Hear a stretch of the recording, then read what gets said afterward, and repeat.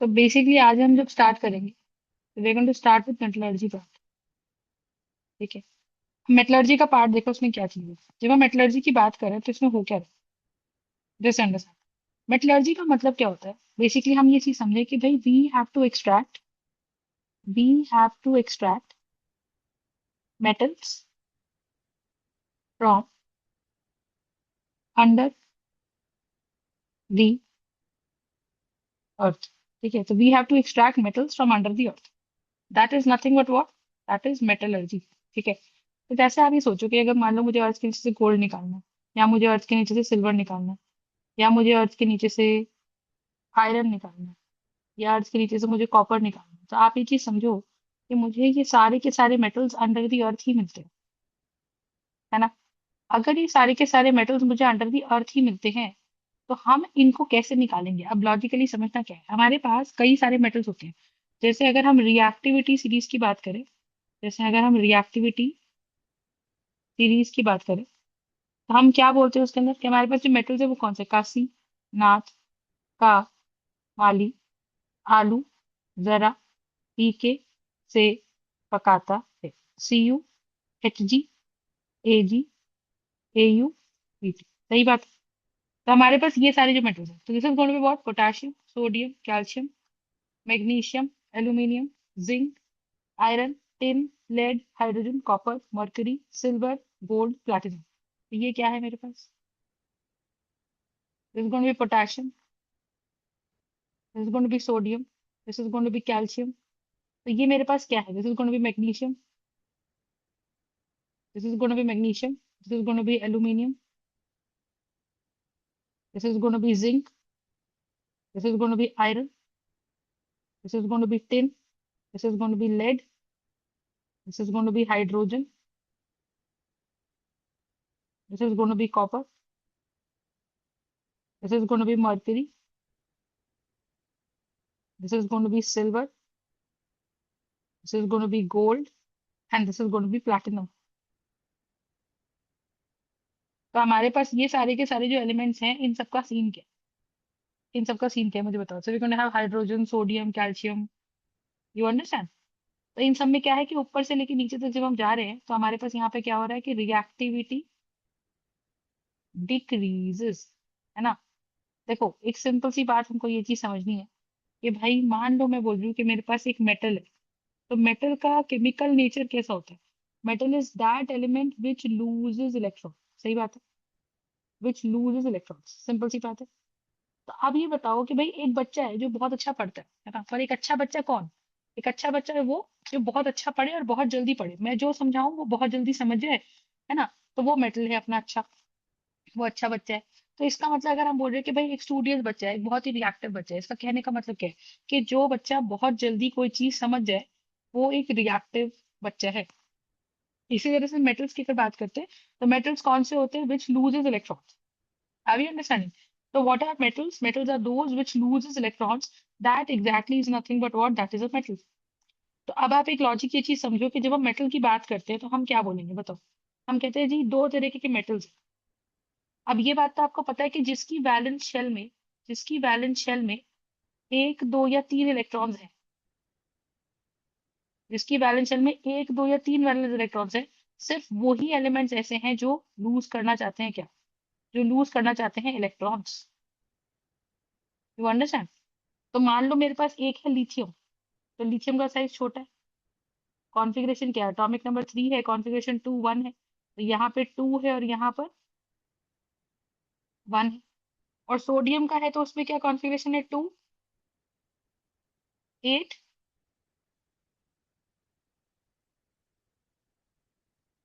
और 1। तो ये मेरे पास कौन है, this is going to be what, this is actually going to be a metal. तो आप ये चीज समझो कि मैं अगर सोडियम की बात करूँ तो मेरे पास यहाँ सीन क्या है कि we will have a metal. You get this point, this is exactly going to be what, this is going to be a metal. ठीक है। तो यहाँ पे सोडियम ये रहा और लिथियम ये रहा। लेकिन आप मुझे एक सिंपल सी बात बताओ, लिथियम की वैलेंस शेल में भी एक इलेक्ट्रॉन है, सोडियम की वैलेंस शेल में भी एक इलेक्ट्रॉन है, एटॉमिक नंबर 11 है, कॉन्फ़िगरेशन 281 है।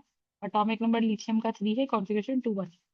लेकिन आप एक सिंपल सी बात बताओ कि जो लिथियम है उसके न्यूक्लियस के पास 3 प्रोटॉन्स हैं और सोडियम के न्यूक्लियस के पास 11 प्रोटॉन्स। लेकिन जो ये एक इलेक्ट्रॉन है, K shell, L shell, M shell वाला, वो एम शेल वाला इलेक्ट्रॉन न्यूक्लियस से काफी दूर है। तो अगर ये एम शेल वाला इलेक्ट्रॉन न्यूक्लियस से काफी दूर है, इसका मतलब क्या है मुझे बताओ। अगर ये एम शेल वाला इलेक्ट्रॉन न्यूक्लियस से काफी दूर है, तो इसका मतलब क्या है, बताइए। कि क्योंकि ये एम शेल वाला इलेक्ट्रॉन न्यूक्लियस से काफी दूर है, तो इसका सिंपल मतलब क्या है कि मैम, ये जो एम शेल वाला इलेक्ट्रॉन है, ये न्यूक्लियस से काफी दूर है।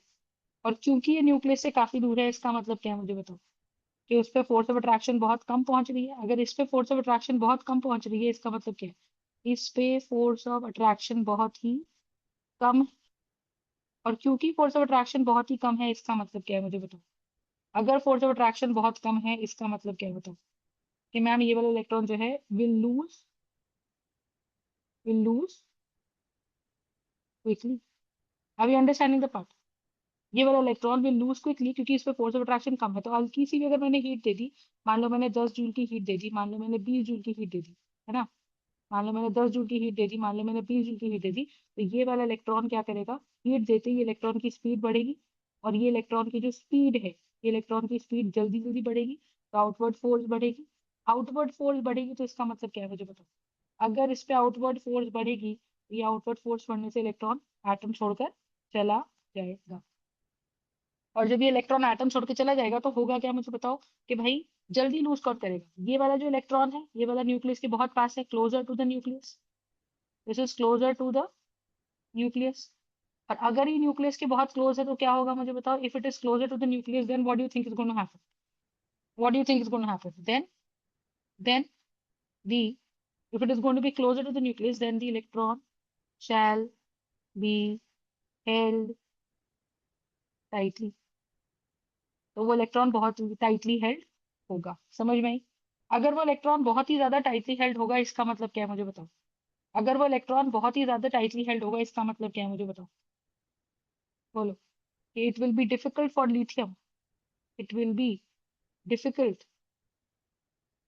For lithium to lose that one electron. Are we understanding this part? It will be very difficult for lithium to lose that one electron. और अगर वो एक इलेक्ट्रॉन लूज करना उसके लिए बहुत मुश्किल है, इसका मतलब क्या। अगर वो एक इलेक्ट्रॉन लूज करना उसके लिए बहुत मुश्किल है, उसका मतलब क्या, बताओ। कि भाई it will be very difficult for lithium to lose that one electron. And hence ठीक है, ज्यादा रिएक्टिव कौन हो गया, sodium becomes more reactive than lithium. तो बेसिकली कोई मेटल है ना, मेटल का जनरल काम क्या है बाय बर्थ। कि भाई मेटल एक ऐसा प्राणी है, एक ऐसा एलिमेंट है which will tend to lose electron, सही बात है। Which will tend to lose electron, got the point. Which will tend to lose electron, that is a metal. But the idea is कि अगर वो एक ऐसा प्राणी है जो which will tend to lose electron, तो इसका मतलब क्या है? कि मैम जो जल्दी लूज करेगा, which ever will lose quickly, which ever will lose quickly shall be more reactive metal, है ना। और जिसको टाइम लगता है, whichever takes time to lose electrons will be less reactive metal। है मैं राइट। अब कहानी समझो क्या है। कहानी अपने पास ये है कि भाई अगर मेरे पास कोई मेटल है ना। अगर मेरे पास मान लो कोई मेटल है, तो मेटल का सीन क्या है। मेटल का सीन ये है कि मैम हमारे पास रिएक्टिविटी सीरीज है, कासी, नाथ, का, माली, आलू, जरा, पीके, से, पकाता है, CU, HG, AG, AU, PT। तो ये क्या है अपने पास मुझे बताओ। This is going be potassium, this is going be potassium, sodium, calcium, magnesium, yes और नो। तो हम यहाँ से क्या बोले कि मैम ऊपर से लेके नीचे तक क्या जा रहा है, ऊपर से लेके नीचे तक reactivity, reactivity decrease. Reactivity decrease होने का मतलब कि इसके अंदर जितने भी एलिमेंट्स अरेंज्ड हैं, उन सभी में सबसे स्ट्रांगली बड़ा साइज में कौन है? तो biggest in size is what? Potassium. So what is the basic idea? कि biggest in size is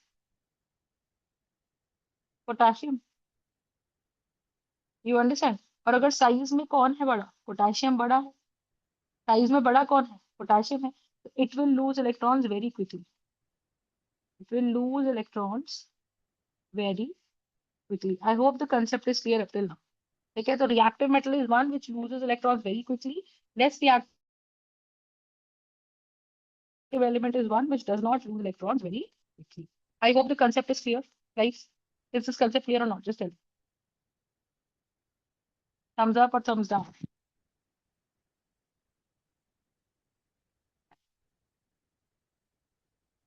perfect. ठीक है, so this is the idea. Now understand. अब हम क्या कह रहे हैं? अब हम ये कह रहे हैं मेटल क्या करते हैं? जैसे सोडियम. सोडियम का एटॉमिक नंबर इज 11. तो configuration here is going to be 281. तो सोडियम की वैलेंस शेल में एक इलेक्ट्रॉन है और वो एक इलेक्ट्रॉन को लूज कर देगा. अगर वो एक इलेक्ट्रॉन लूज कर देगा, इसका मतलब क्या है कि sodium will lose that one electron. Am I right? When sodium lose that one electron, तो सोडियम का एटॉमिक नंबर 11 है, कॉन्फिगरेशन 281 है, तो it is going to become Na+1. Am I right?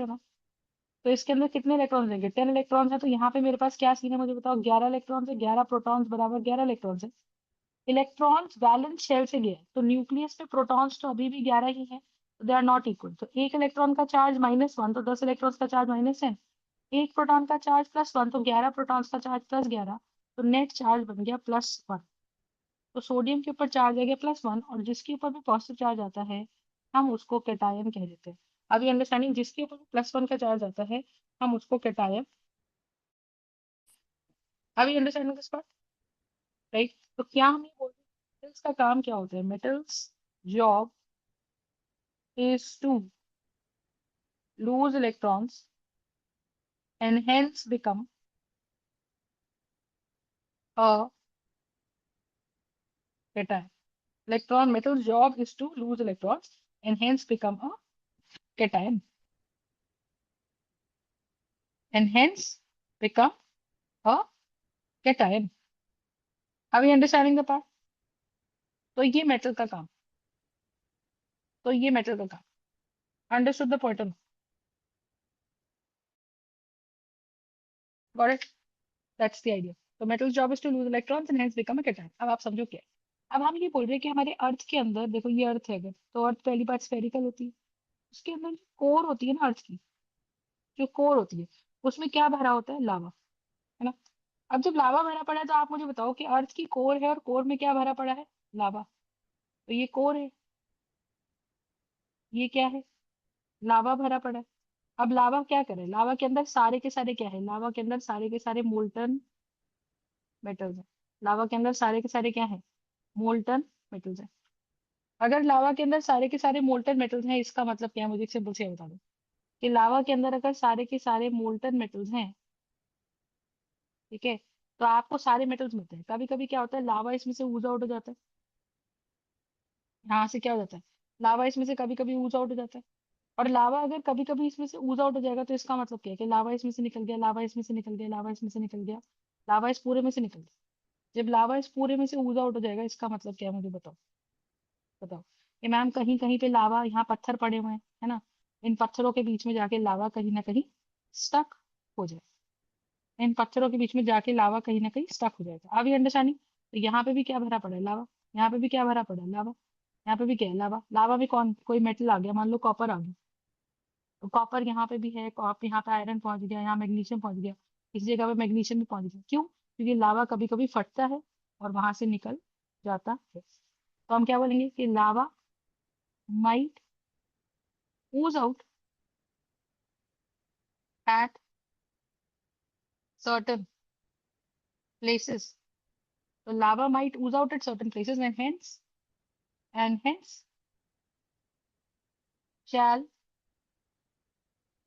acquire some spaces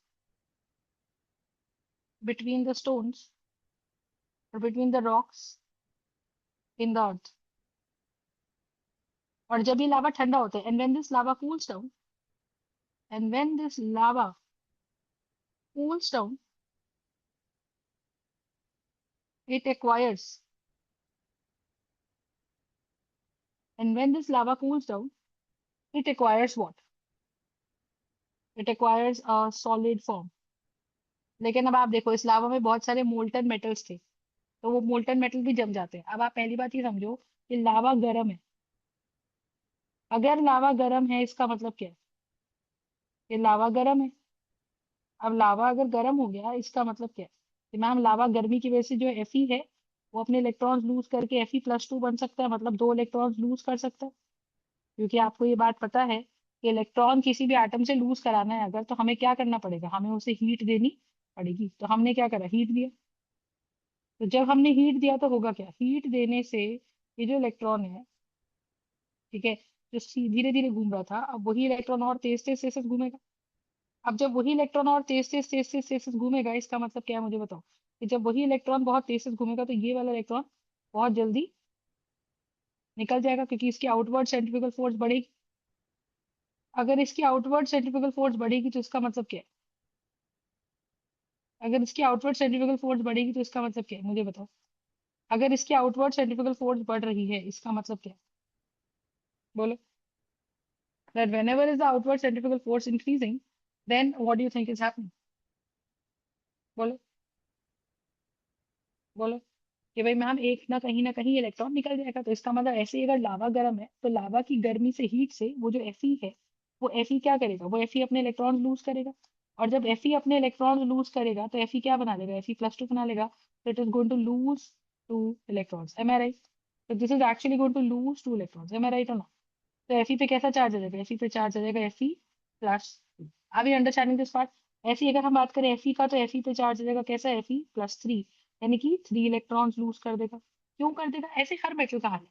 अब आप logic देखो, अर्थ के नीचे अगर आप देखोगे, earth has a huge quantity of earth has a huge quantity of non metals under it. Non metals under it. अभी बताती हूँ उसको मैं आपको, छोड़ दो उसको भी। ठीक है, तो हम क्या कह रहे हैं कि earth has a huge quantity of non metals under it. अब जब अर्थ के पास बहुत सारे नॉन मेटल्स हैं, है ना, तो क्या है, नॉन मेटल्स का काम क्या होता है ये बताओ? नॉन मेटल्स क्या होते हैं? Non metals wants to gain electrons. Non metals wants to gain electron.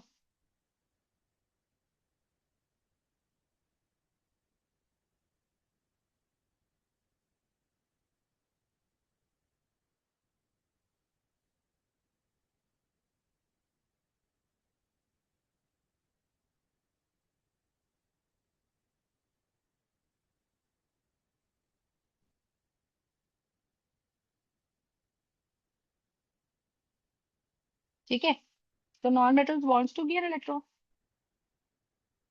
और अगर non metal wants to gain electron, इसका मतलब क्या है?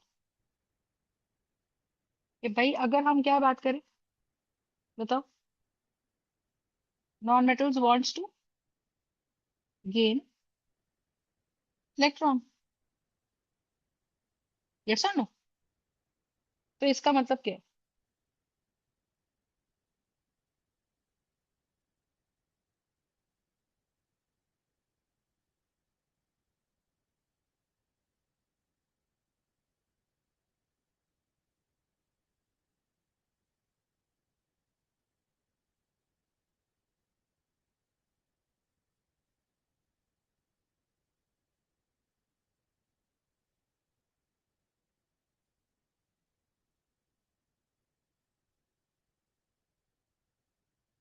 राइट? तो अगर मैं बोल रही हूँ कि अर्थ के नीचे क्या अवेलेबल है, अगर मैं बोल रही हूँ कि अर्थ के नीचे अवेलेबल क्या है, बताओ। बताओ। तो यहाँ पे नॉन मेटल्स है। अब जैसे फॉर एग्जांपल अर्थ के नीचे ऑक्सीजन है, तो आप देखो ऑक्सीजन का एटॉमिक नंबर 8 है, तो कॉन्फ़िगरेशन 2 6 है। अर्थ के नीचे मैग्नीशियम था लावा में, मैग्नीशियम का एटॉमिक नंबर 12 था, कॉन्फ़िगरेशन 2 8 2 था। तो 2 होने से क्या हुआ, इसकी वैलेंस शेल में कितने इलेक्ट्रॉन है, 2 इलेक्ट्रॉन है। और ऑक्सीजन के पास कितने इलेक्ट्रॉन है,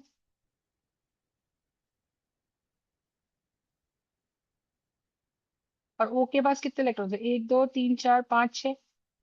तो यहाँ से हमारे पास ये 2 इलेक्ट्रॉन चले जाएंगे। और उसके चक्कर में क्या हो जाएगा कि Mg का चार्ज कैसा है, +2, और O का चार्ज कैसा है, -2। और आप देखो इसके पास 8 प्रोटॉन्स = 8 इलेक्ट्रॉन्स थे। ठीक है, इसके पास 8 इलेक्ट्रॉन्स है। और इसको 2 इलेक्ट्रॉन्स मिल गए, तो इलेक्ट्रॉन्स कितने हैं, 10, और यहाँ प्रोटॉन्स कितने हैं, 8। ठीक है, तो यहाँ एक प्रोटॉन का चार्ज +1, तो 8 का चार्ज +8, एक का चार्ज -1, तो 10 का चार्ज -10, और नेट चार्ज कितना, -2। Are we understanding this part? तो इसमें कैसा है, ओ का चार्ज कितना है, ओ का चार्ज है -2। और यहाँ Mg का चार्ज कैसा है, Mg का चार्ज है +2। बात समझ नहीं, Mg का चार्ज कितना है, Mg का चार्ज है +2। तो एक कैटायन बन गया और एक एनायन बन गया। तो आप ये समझो कि मैं ढूंढने चली थी मैग्नीशियम, पर मुझे अर्थ के नीचे मिला मैग्नीशियम का कैटायन। मैं ढूंढने चली थी ऑक्सीजन, पर मुझे अर्थ के नीचे मिला ऑक्सीजन का anion, which is oxide ion. और फिर इनके बीच में क्या आ जाएगा, एक कैटायन और एक एनायन, इनके बीच में आ जाएगी कोई तो फोर्स ऑफ अट्रैक्शन, इनके बीच में आ जाएगी कोई तो फोर्स ऑफ अट्रैक्शन। यस और नो? और अगर इनके बीच में फोर्स ऑफ अट्रैक्शन आ जाएगी, तो इसका मतलब क्या है कि मैं ढूंढने चली थी मैग्नीशियम, तो मुझे लगा कि मुझे प्योर मैग्नीशियम मिल जाएगा अर्थ के नीचे। पर मेरे को प्योर, हम कह सकते हैं या नेटिव मैग्नीशियम नहीं मिला। हमें ये मैग्नीशियम मिला इन द कंबाइंड फॉर्म, तो हमें मिलेगा MgO, which is actually going to be magnesium, this is going to be magnesium oxide. तो ये हो गया क्या, कि हमें मैग्नीशियम ना मिलके मैग्नीशियम ऑक्सीजन से जुड़ा हुआ मिल गया। This is the magnesium oxide, that is a combined form of magnesium, that is the combined form of magnesium. Are we understanding this one? This is actually going to be the combined form of magnesium. I hope this is the concept. I hope this is the concept. Understood the part? This is going to be the combined form magnesium. तो हम ये बोलते हैं कि जब हम अर्थ के नीचे गए, तो हमें मेटल्स मिले। मेटल्स हमें दो टाइप के मिले। एक मेटल हमें मिला कंबाइंड फॉर्म में, कंबाइंड किसके साथ, कंबाइंड एक नॉन मेटल के साथ। और एक मेटल हमको मिला नेटिव फॉर्म में या फ्री फॉर्म में। तो अगर एक हमको मेटल मिल गया इन द नेटिव फॉर्म और एक मिल गया इन द फ्री फॉर्म, इसका बेसिक मतलब क्या है, कि अगर कोई हमको मिल रहा है नेटिव फॉर्म में और एक अपने को मिल रहा है फ्री फॉर्म में, तो इसका मतलब क्या है बताओ। कि there is one thing which is in the combined form and there is one thing which is in the native form. Got the point?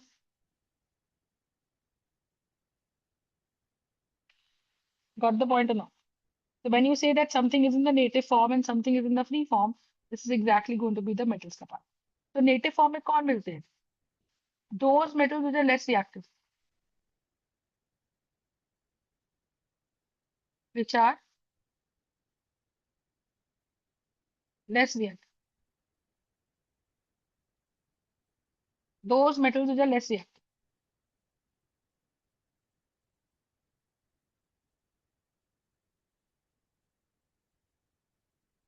which are less reactive।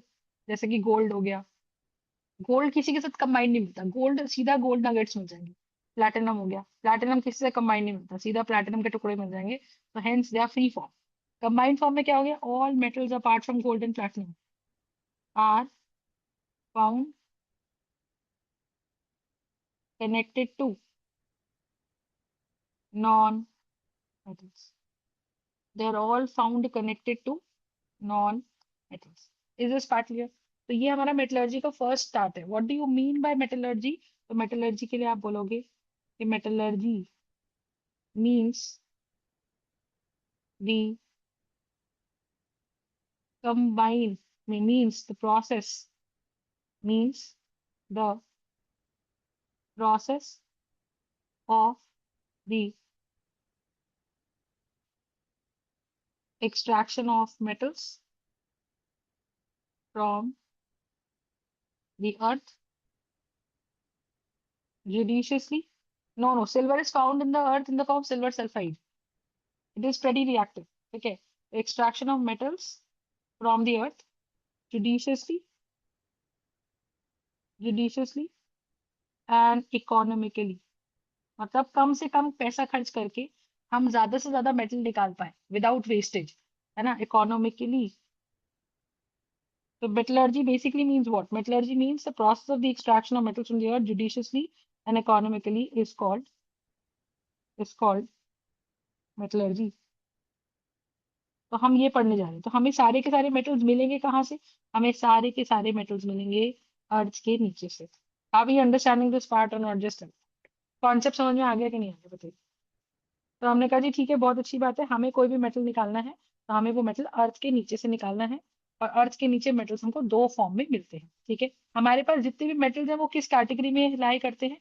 Metals हमारे लाई करते हैं in the category of very reactive, moderately reactive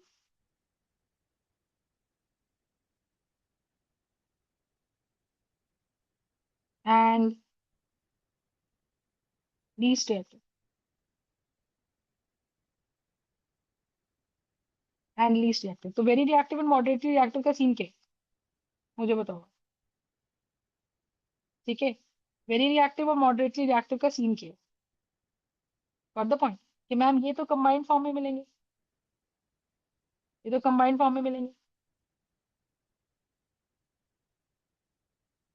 और ये किस form में मिलेंगे?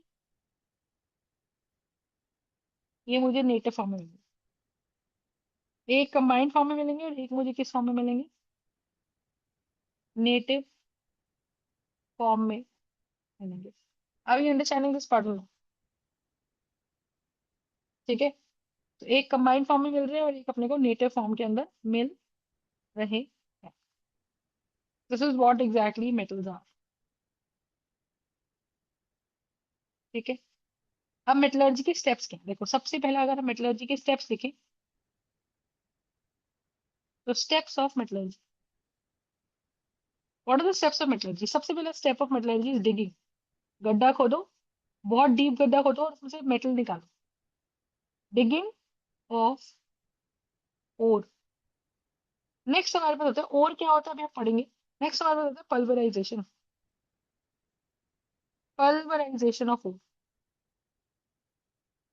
ठीक है, so one we are going to have digging of the ore. Second we are going to have the pulverisation of the ore. Third हमारे पास इसके अंदर क्या आता है? नेक्स्ट हमारे पास आता है purification of the ore. Purification of the ore,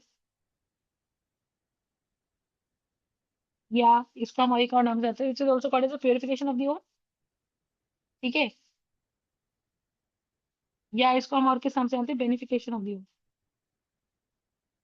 beneficiation of the ore. So one we will have the purification of the ore, another one we are going to have as the beneficiation of the ore. Third one we are going to have is what? The third one we are going to have is what? ये आ गया, right. तो beneficiation of the ore. और आने के बाद हम करते हैं उसका preliminary treatment. Preliminary treatment. Preliminary treatment के अंदर हमारे पास दो प्रोसेसेस आती है majorly. One is roasting and one is calcination. One is roasting and one is calcination. और फिफ्थ हमारे पास इसके अंदर क्या आता है? One is roasting and one is calcination. ठीक बात है. This is the idea. So one we are going to have the preliminary treatment, which is roasting and calcination. Next, we have the reduction of ore to get metals. And sixth, we have as the refining of the ore, refining of the metal, refining of the impure metal to get pure metal. तो ये हमारी 6 stages की process होती है. और हर stage के अपने सब स्टेप्स हो सकते हैं, हर स्टेज के अपनी सब प्रोसेसेस हो सकती हैं. ठीक है, तो that is going to be steps of metallurgy. That is going to be the steps of metallurgy.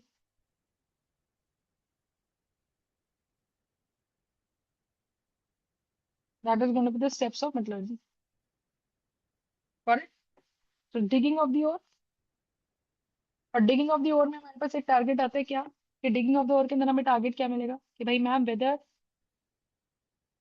The rocky material that we have taken out, whether the rocky material that we have taken out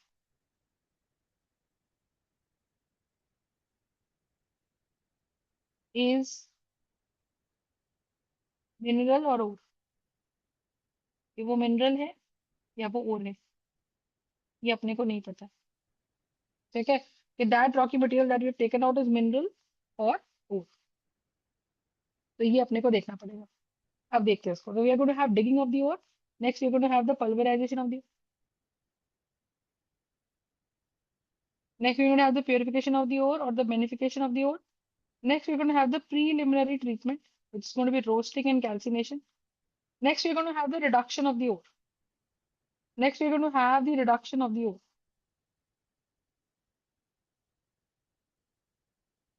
to get metals, and then it's the refining of the impure metal to get pure metal, right? तो 6 steps process की metallurgy हमारे पास यहाँ पर होती है। सबसे पहले देखो, देख लिया, I hope it is fine up till now.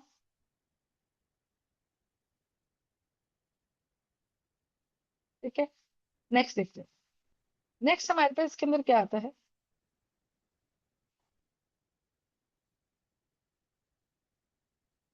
ठीक है, अब देखो, तो डिगिंग में क्या करते हैं हम लोग, ध्यान सुनो। डिगिंग करा तो मतलब मान लो ये अर्थ है, तो काफी गहरा गड्ढा खोला, उस गड्ढे के अंदर से कोई पत्थर निकला, वो पत्थर निकाल लिया, तो बेसिकली डिगिंग ऑफ एक ओर।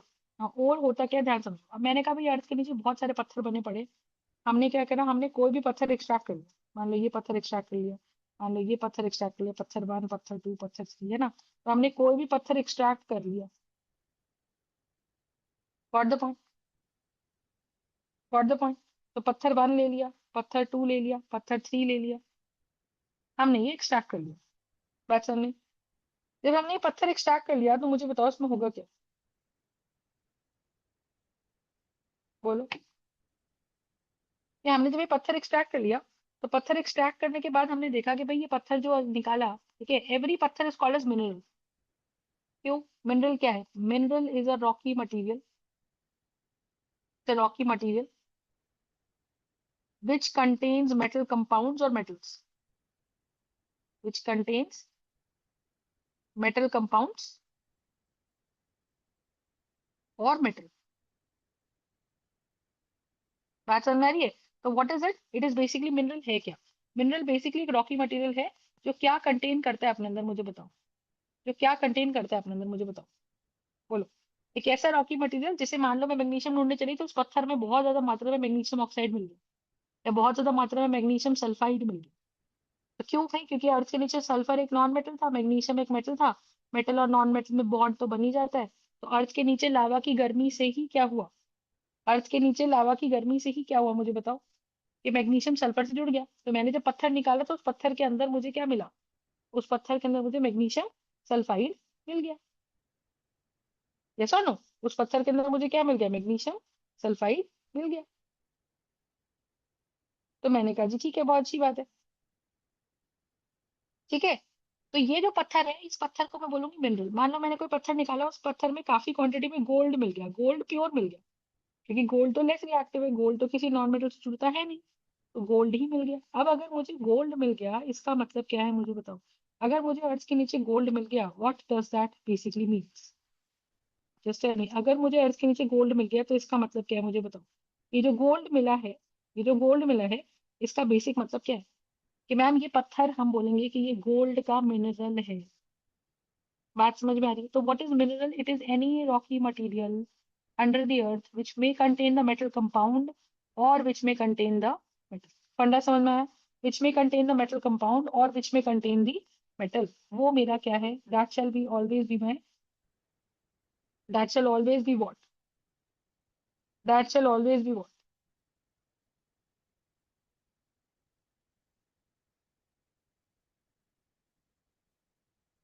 ठीक है, that shall always be the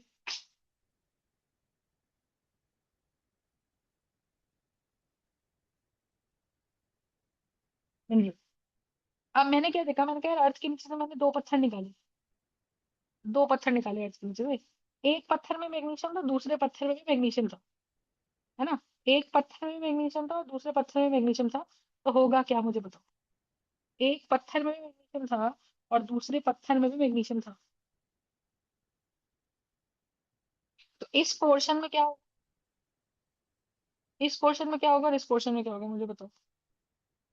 कि मैंने कहा इसमें मैग्नीशियम सिर्फ इतना ही है 30%, इसमें मैग्नीशियम का कंपाउंड है मैग्नीशियम ऑक्साइड 90% और more।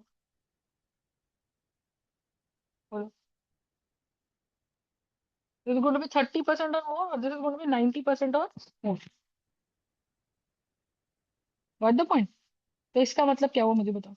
कि भाई ये पत्थर जिसमें मैग्नीशियम का कंपाउंड 90% और मोर से ज्यादा है, this mineral which contains the metal और मेटल और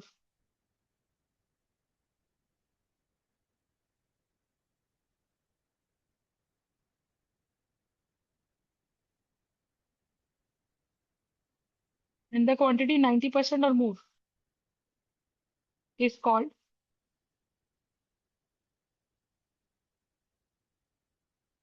is called an ore।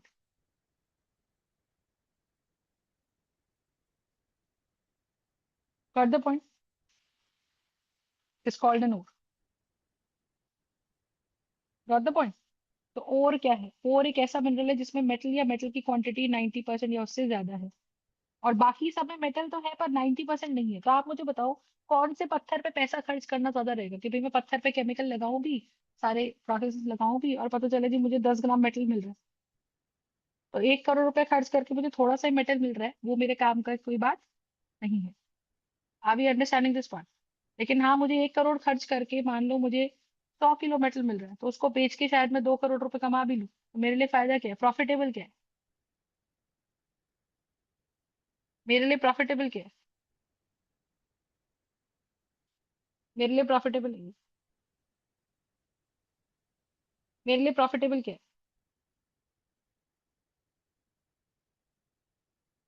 This is MgO which is going to be 90% or more।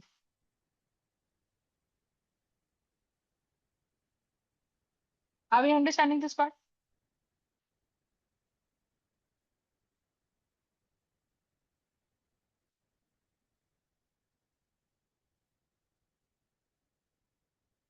Got the point or not? This is going to be MgO। और ये 30% और less है, तो ये आपका सिर्फ कौन है, ये आपका सिर्फ एक मिनरल है। ठीक है, so what is the difference between ore and mineral, तो हम क्या बोलेंगे, all ores are mineral but all minerals are not ores. तो सारे ओर्स मिनरल हैं बट सारे मिनरल्स ओर नहीं है। सही बात है, सारे मिनरल्स और नहीं है। तो ये मोटा मोटा याद रखना, जिसमें मेटल या मेटल की क्वांटिटी 90% और मोर मिल जाए वो और है, और जो मिनरल है वो लेस देन 90% है। जो मिनरल है वो लेस देन 90% अगर मेटल है तो फिर वो मिनरल है। बात समझ में आ रही है? तो that is the difference between. तो एक पत्थर जब हमने अर्थ के नीचे से निकाला, उस पत्थर को आप और या मिनरल कुछ एक बोलोगे डिपेंडिंग अपॉन कितना परसेंटेज ऑफ मेटल उसके अंदर प्रेजेंट है। ठीक है, नेक्स्ट अब देखते हैं। अब जब अर्थ के नीचे से आप सोच के देखो, पत्थर निकाला, डिगिंग प्रोसेस ही चल रही है। जब डिगिंग प्रोसेस ही चल रही है तो हमने कहा भाई पत्थर निकाला, अब उस पत्थर के ऊपर क्या क्या जमा पड़ा है। उस पत्थर के ऊपर हमारे पास यहाँ पर, उस पत्थर के ऊपर यहाँ पर हमारे पास जमा क्या पड़ा है? मुझे सिंपल से बताओ, बताओ इस पत्थर के ऊपर हमारे पास जमा क्या पड़ा हुआ है? कोई डस्ट है, या कोई लीव्स है, डस्ट है ना, या कोई हमारे पास यहाँ पर लीव्स है, या कोई सैंड चिपकी हुई है। तो बहुत ज्यादा इम्प्योरिटीज जमी पड़ी हैं। तो impurities which are associated with the metal ore is called gangue, is called gangue, तो गैंग आप किसको बोलते हो? गैंग आप उस मेटल को बोलते हो, गैंग आप उस मेटल को बोलते हो, ठीक है? तो आप गैंग उस मेटल को बोलते हो किसको? जिसके पास खूब सारी इम्प्योरिटीज जमा हुई पड़ी है। Are we understanding this part? So dust, leaves, sand, impurities which are associated with metal is called gang. ठीक है? तो गैंग बोल सकते हैं इसको हम, या इसको मैट्रिक्स बोल सकते हैं। जितनी भी गंदगी है, जितनी भी अर्थली impurities है, all the earthly impurities which are associated with what? All the earthly impurities which are associated with what? Which are associated with the metal ore is called gang or matrix.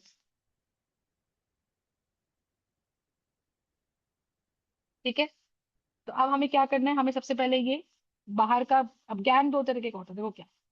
और gang is nothing but impurity. Gang दो तरीके की है। पत्थर था, आपको पता है ये पत्थर अपने आप नहीं बना, ये कोई लावा जमा होगा तब जाके पत्थर बना होगा।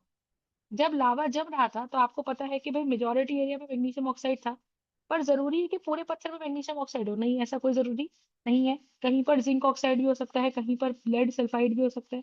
तो जब ये magnesium oxide, zinc oxide, lead sulphide ये जमा, है ना, जब मैं magnesium oxide, zinc oxide, lead sulphide ये जमा, तो इसका मतलब क्या होगा मुझे बताओ? कि ये पूरे एरिया में, तो ये पूरे एरिया में होने क्या वाला है मुझे बताओ? कि मैम पूरे में मैग्नीशियम ऑक्साइड है, पर कहीं कहीं पे जिंक ऑक्साइड, लेड सल्फाइड भी है। पर ज्यादा परसेंटेज तो इसके अंदर क्या है? मैग्नीशियम ऑक्साइड की। तो ये है तो मैग्नीशियम का और, ये है तो मैग्नीशियम का और, क्योंकि ये मैग्नीशियम का और है, तो कुछ कुछ जगहों पे जिंक ऑक्साइड है, लेड सल्फाइड है, कुछ कुछ जगहों पे हमारे पास होगा क्या बताओ? बताओ। कि मैम जब हम इसको पीसेंगे, जब हम इसको पाउडर करेंगे, तो पाउडर करने पे मैग्नीशियम ऑक्साइड भी पिस जाएगा, वो तो पिसना ही चाहिए। और साथ में जिंक ऑक्साइड और लेड सल्फाइड भी पिस जाएगा। तो इंटरनली गंदगी ये थी, तो इसको बोलेंगे हम लोग internal gangue. This is called as internal gangue. Are we understanding this part? This is called as internal gangue. और ये क्या है अपने पास? And what is this? What is external gang?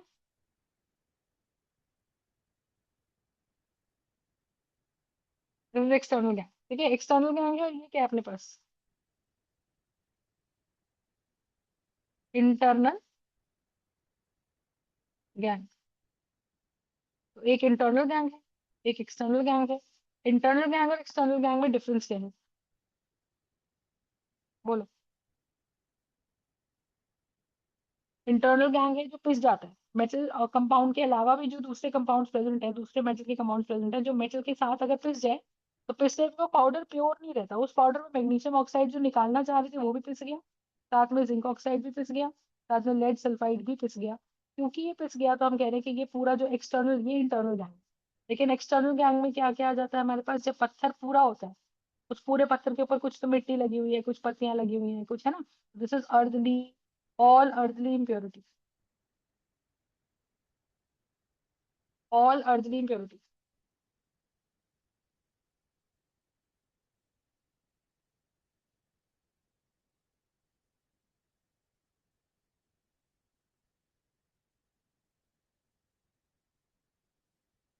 all earthly impurities are called external gang. Is this part clear or not?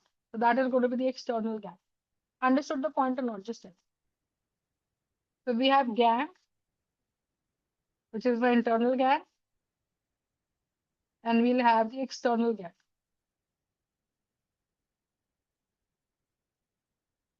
Got the point?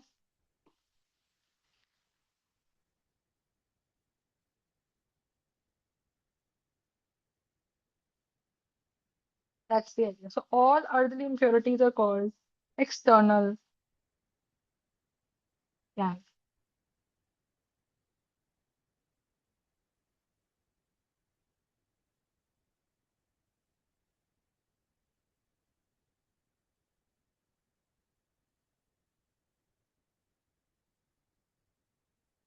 ठीक है। तो we have internal gangue and we will also have external gangue. अब next हमारे पास process क्या आती है? Next हमारे पास आती है प्रोसेस की, जब पत्थर निकाल लिया तो हमें क्या करना है? हमें इस गैंग को हटाना है। So this gangue, which gangue am I talking about? I am talking about the external gangue. External gangue is removed by, external gangue is removed by hydraulic washing. पानी से धो दो, hydraulic washing and then sun drying, and then sun drawing.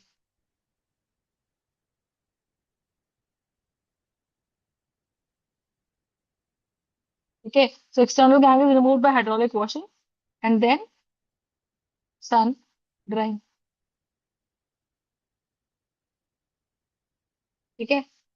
और अगर आपने सन में सुखा दिया इसको, आपने अगर सन में सुखा दिया इसको, तो सारा का सारा पत्थर सूख जाएगा और सारी मिट्टी, पत्ते, स्टोन, स्मॉल पेबल्स जो इससे जुड़े हुए हैं, वो सब रगड़ रगड़ के हटा दिए जाते हैं। So that's what we exactly mean by external gangue. Are we understanding this part और not? Just tell me.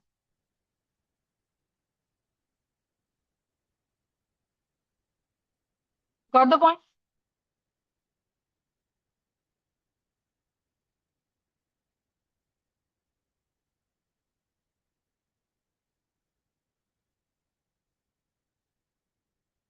Next हमारे पास इसमें क्या है? तो we will have external gangue and that is removed by hydraulic washing and then probably sun drying. ठीक है। फिर हमारे पास स्टेप आता है पल्वराइजेशन। डिगिंग हो गया। अब नेक्स्ट स्टेप आएगा पल्वराइजेशन। पल्वराइजेशन हम क्या मतलब? पल्वराइजेशन का बेसिक मतलब होता है to grind the ore in the form of finely divided powder, to grind the ore in the form of finely divided powder। समझ में आ रहा है? तो you have to grind the ore in the form of finely divided powder, that is what you have, you have pulverization। Understood the point? So that exactly is going to be what? Pulverization। ठीक है। तो pulverization का basic मतलब क्या होता है? You have to grind the ore in the form of finely divided powder। अब देखो इसमें क्या होता है। हमने करा क्या है? इसमें दो चीजें होती है। एक हमारे पास होता है स्टैम्प मिल, और एक हमारे पास होता है इसमें बॉल मिल। मिल का हिंदी में नाम होता है चक्की, है ना?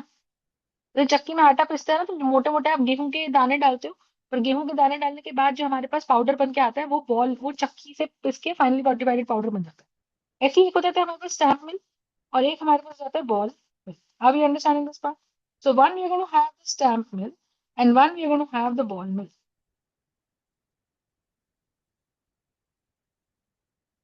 So one we are going to have the stamp mill and one we are going to have the ball mill। एक बॉल मिल है, एक स्टैम्प मिल है। One is a ball mill, one is a stamp mill। So what do we do exactly in that? Just see. What do we do exactly in that? So one we're going to have the ball mill and one we're going to have the stamp mill। अब इसमें होता क्या?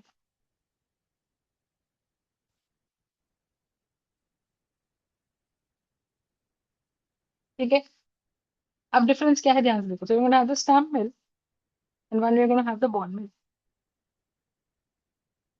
ठीक है।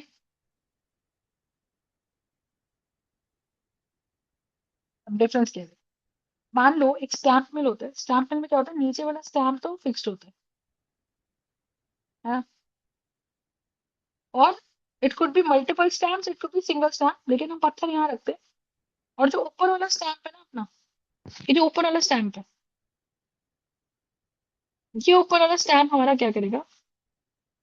ये ऊपर वाला stamp हमारा क्या करेगा बताओ? ये हो गया। तो ये स्टैम्प ऊपर गया।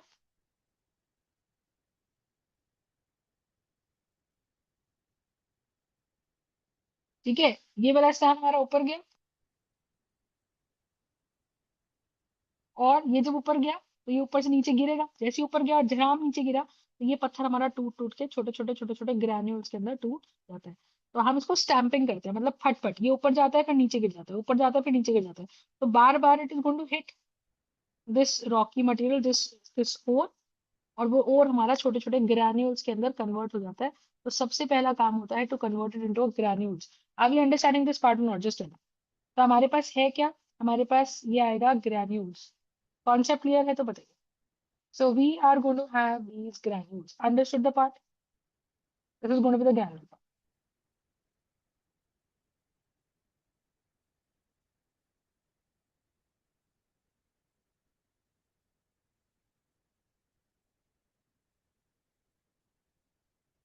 ठीक है, so this is going to be the parts of granules. ठीक है, so we going to hit this ore, we going to hit this ore, और हम उसको छोटे छोटे granules, this is basically stamping. अब स्टैंपिंग में क्या होता है? This could be single stamp, है ना, ऊपर वाला मूवेबल स्टैम्प है, मूवेबल स्टैम्प है, और नीचे वाला फिक्स्ड स्टैम्प है। ऊपर वाला मूवेबल स्टैम्प है, नीचे वाला फिक्स्ड स्टैम्प। ठीक है, so this you have to understand. अभी अंडरस्टैंडिंग, ऊपर वाला मूवेबल स्टैम्प है, नीचे वाला फिक्स स्टैम्प, और वो मल्टीपल स्टैम्प हो सकते हैं, जैसे नीचे वाला तो फिक्स कर दिया। अब ये पत्थर है, इस पत्थर पे एक स्टैम्प अपने पास रॉड टाइप में ये है, एक स्टैम्प ये है, एक स्टैम्प ये है। अब इसमें क्या होता है, ये रैंडमली चलते हैं कि एक ऊपर उठ गया तो एक नीचे खराब नीचे गिर गया, एक नीचे गिर गया, फिर दो ऊपर उठ गए, फिर ये नीचे गिर गया। तो कहीं ना कहीं इस पत्थर पे लगातार लगातार स्टैंपिंग होती है, और ये छोटे छोटे ग्रैन्यूल्स के अंदर टूट जाता है। समझ में आ गया? तो this is how basically pulverisation takes place in the stamp mill. Concept clear है? कॉन्सेप्ट क्लियर है? यस और no? This is actually going to be stamp mill. ठीक है, नेक्स्ट हमारे पास इसके अंदर आता है बॉल मिल। अब बॉल मिल का सिंपल देखो कैसे रहता है। बॉल मिल में क्या करते हैं, पहले स्टैम्प मिल होता है। ठीक है, एक्चुअली स्टैम्प मिल से पहले भी हम स्टैम्प मिल का भी यूज कर सकते हैं, और एक और चीज होती है which is called as jaw crushers. ठीक है, फर्स्ट स्टेप पे हम दो चीज कर सकते हैं, we can use either ball mill और we can use jaw crushers. ठीक है, और we can use jaw crushers. Jaw crushers का सीन क्या है? जॉ क्रशर्स का सीन ये है कि कोई कोई पत्थर जो है ना हम पहाड़ों पे से लेके आते हैं। आपने देखा होगा कभी कभी हम माउंटेन सॉल्ट भी यूज करते हैं, है ना, जो रॉक सॉल्ट होता है वो जनरली हमें अर्थ के अंदर नहीं मिलता। वो हमें रॉक सॉल्ट जो होता है, जिसे हम काला नमक कहते हैं, वो काला नमक हमको सी में से नहीं मिलता, सी में से हमको मिलता है NaCl। लेकिन जो हमारा रॉक सॉल्ट होता है, जो काला नमक होता है, वो हमें माउंटेन्स में से मिलता है। तो कुछ कुछ पत्थर हम माउंटेन्स को भी डिग करके निकालते हैं, है ना। तो जो रॉकी माउंटेन्स होते हैं, तो उस रॉकी माउंटेन पे आप देखो क्या है, अब इतनी ऊंचाई पे से कोई हमने गड्ढा खोदा है, यहाँ से खुदाई करी, और हमने यहाँ से कोई पत्थर निकाला। अब वो पत्थर को, मैं इतना बड़े पत्थर को ना, मेरे को कैरी करना बहुत मुश्किल है। तो हम क्या करते हैं, हम यहाँ से वर्कर यहीं से तोड़ते हैं, और उसका एक डिवाइस होता है जो बिल्कुल जॉ क्रशर ऊंचा होता है। जॉ क्रशर मान लो मशीन ये ऐसे शुरू हुई, इसके अंदर दो ऐसे मुंह होते हैं, ये जॉ मुंह जैसा होता है, this looks like a jaw. तो उसमें से दांत होंगे छोटे छोटे,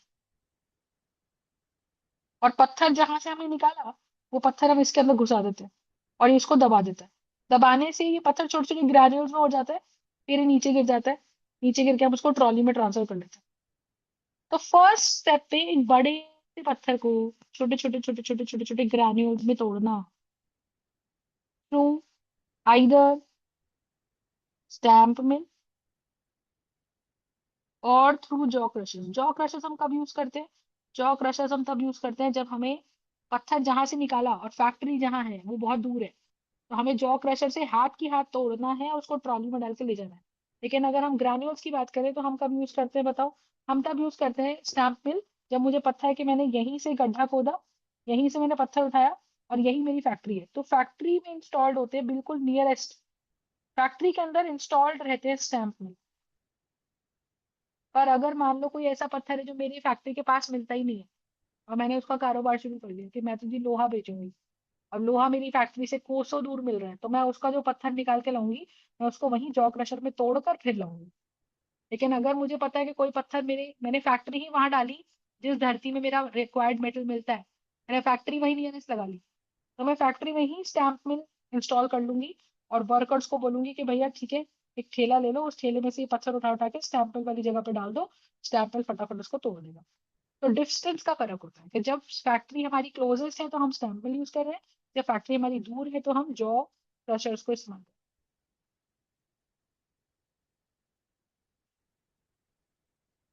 हैं। Are we understanding this part?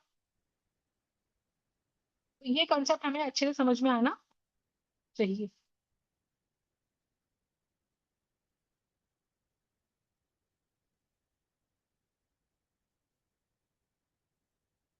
Part clear?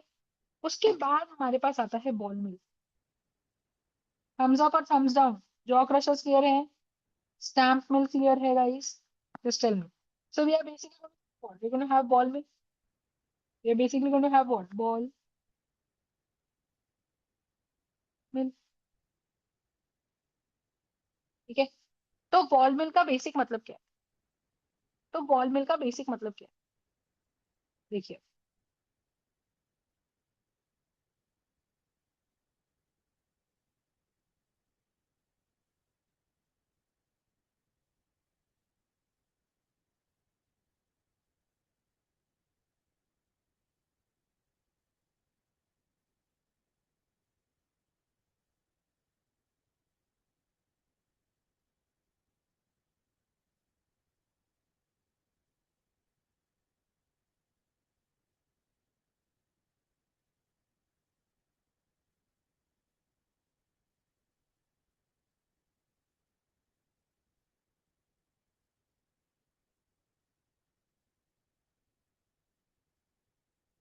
1 second.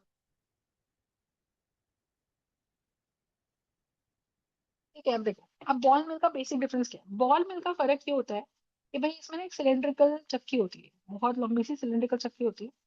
ये भी इसका फ्रंट व्यू दिखा रही हूँ, ठीक है? ये इसका क्रॉस सेक्शनल व्यू है, ये इसका क्रॉस सेक्शनल व्यू है। ठीक है। एक अपने पास बॉल मिल है ना? तो one is nothing but what? A ball mill. One is nothing but what? A ball mill.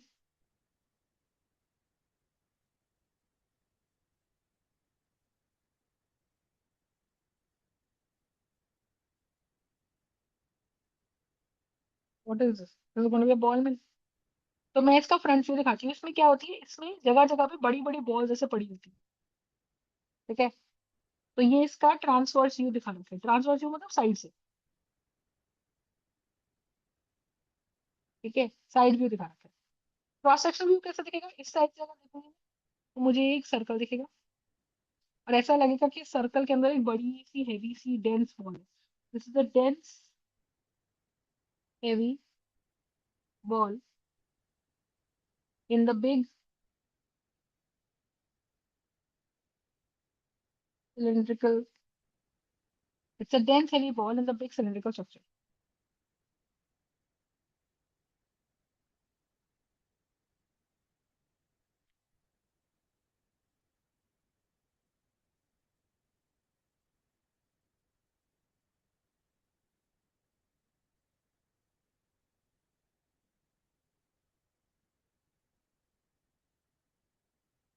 और अब यहाँ क्या है? यहाँ मेरे पास वो छोटे छोटे ग्रैन्यूल जो स्टैम्प मिल से हम लाए थे, वो हमने डाल दिए। और ये बॉल मिल क्या करता है ना, पूरा सिलेंडर घूमता है ऐसे।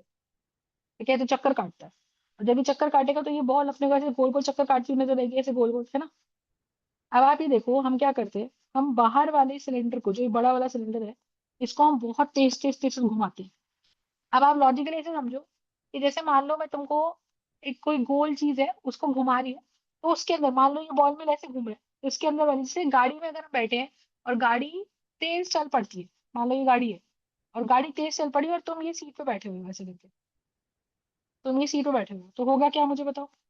कि गाड़ी आगे चल पड़ी पर तुम पीछे की तरफ धक्का खा जाओगे। तो बिल्कुल ऑपोजिट मोशन होता है, गाड़ी रुकती है तो तुम आगे गिर जाते हो। ऐसे ही अगर ये सर्कल हमारा राइट चलेगा, है ना, अगर ये सर्कल हमारा राइट चलेगा तो ये बॉल हमारी पीछे की तरफ चली जाएगी। और अगर ये बॉल हमारी पीछे की तरफ राइट चली जाएगी, इसका मतलब क्या है?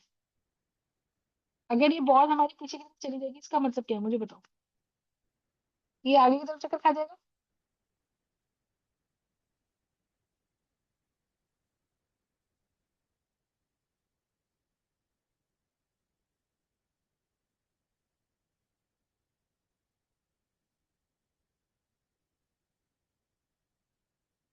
है, और ये बॉल पीछे की तरफ चली जाएगी। अब हम इसको इतनी तेज घुमाते हैं, इतनी हाई स्पीड पे रोटेशन देते हैं कि ये बॉल पूरा चक्कर काट के ऐसे। लेकिन हम देखो एक ऐसा चीज समझो कि जब ये बॉल पूरा चक्कर काटी तो ये हाईएस्ट पॉइंट पे गई, और हाईएस्ट पॉइंट के बाद ये आगे ना जाके नीचे गिर गई। जैसे ही ये बॉल ऊपर जाएगी, देखो ऊपर जाते वक्त तो छोटे छोटे ग्रेन्यूल्स के ऊपर से होके जा रही है। जैसे ये बॉल वहां से हटी तो आप ये समझो, जैसे ये बॉल हटी तो छोटे छोटे ग्रेन्यूल्स अपनी वापस पोजीशन पे आ गए, और जब ये बॉल ऊपर से नीचे गिरी तो ये छोटे छोटे ग्रेन्यूल्स और छोटे छोटे हो गए, और लगातार लगातार लगातार it will get crushed in its size. It will get crushed in its size, और जब इसका साइज लेस देन 1 माइक्रोमीटर हो जाता है, मतलब 10⁻⁻6 मीटर का एक ग्रेन्यूल का डायमीटर हो जाता है, तब ये इतना फाइनली डिवाइडेड माना जाता है। तब ये इतना फाइनली डिवाइडेड पाउडर माना जाता है। It assumes that it is assumed to be it is assumed to be what? It is assumed to be pulverized. तो पल्वराइज्ड ओर क्या होता है, सिंपल सी बात बताओ। पल्वराइज्ड ओर का बेसिक मतलब होता है कि मैम ये कौन है, ये एक सिंपली पल्वराइज्ड ओर है। और क्योंकि ये एक सिंपली पल्वराइज्ड ओर है, इसका मतलब ये स्टैम्प मिल और बॉल मिल से होकर फाइनली पाउडर बना है। फंडा समझ में आया या नहीं बताइए? Is this part clear? Is this concept clear और नॉट? तो हमने सबसे पहले देखा डिगिंग। डिगिंग में हमने निकाला अर्थ, अर्थ के नीचे से पत्थर निकाला, पत्थर को बोला ओर या मिनरल्स। ओर क्या है? जिसमें 90% या मोर देन 90% मेटल है। और ठीक है, और हमारे पास ये पत्थर है, और उसको हमने मेटल को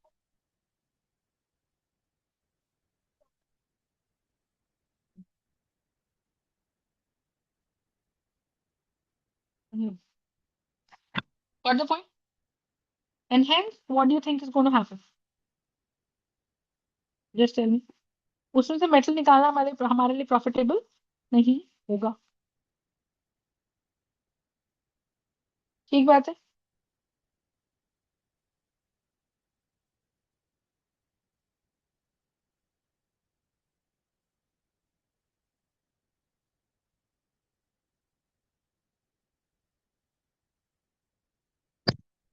Any doubts in this, guys? Just tell me. Thumbs up, thumbs up. तो ये बहुत होता है पल्वराइज, मतलब इतना फाइनली पाउडर्ड, इतना पाउडर्ड कि उसके फर्दर नीचे और फर्दर कुछ और अपने पास नहीं है। That is what you call as pulverise.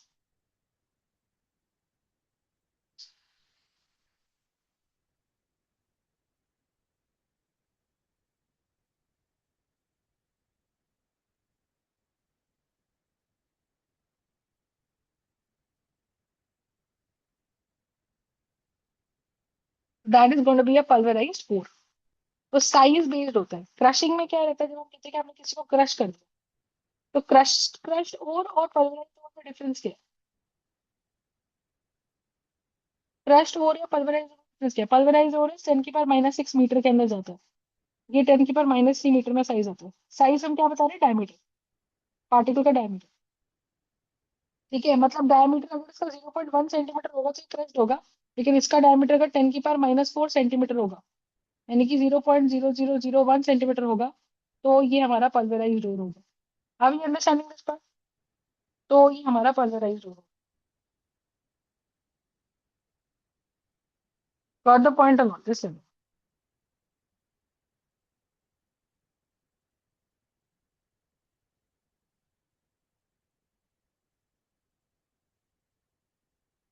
Is it clear?